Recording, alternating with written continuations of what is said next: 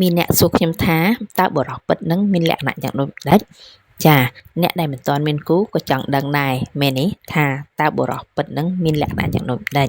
ហើយបើសិនជាចង់ដឹងតើយើងតាមដានវីដេអូនេះក្នុងពេលឥឡូវនេះទាំងអស់គ្នាបុរសពិតនឹងគឺមិនមែនចេះតែផ្ដល់តម្លៃដល់មនុស្សម្នាក់ដែលខ្លួនស្រឡាញ់នោះទេប៉ុន្តែគឺជាបុរសដែលចេះផ្ដល់តម្លៃ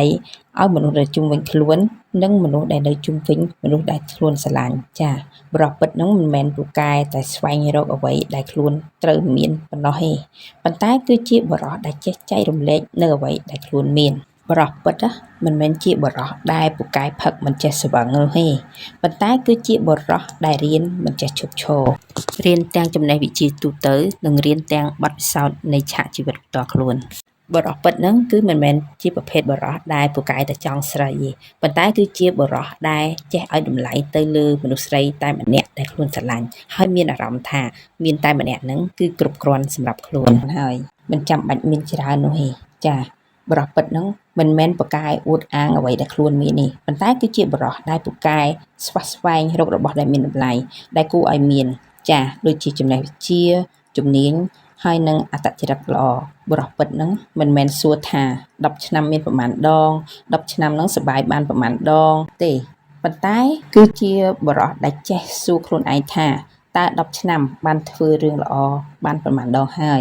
តើមានបងបុរសណាដែលធ្លាប់មានគំនិតគិតអញ្ចឹងទេបើធ្លាប់កុំភ្លេច comment ខាងក្រោមនេះផងណាបុរសពិតមិនមែនចេះបរាជ័យឡើយប៉ុន្តែគឺជាបុរសដែលចេះក្រោកឈរដើម្បីបុព្វហេតុរបស់ខ្លួនក្រោយការទទួលបរាជ័យហើយតស៊ូមិនចោះចាញ់ឧបសគ្គឡើយបុរសពិតមិនមែនតែចេះរៀនបានខ្ពង់ខ្ពស់ប៉ុណ្ណោះទេថែមទាំងត្រូវតែមានគុណធម៌ដកដងឧត្តមទៀតផងចា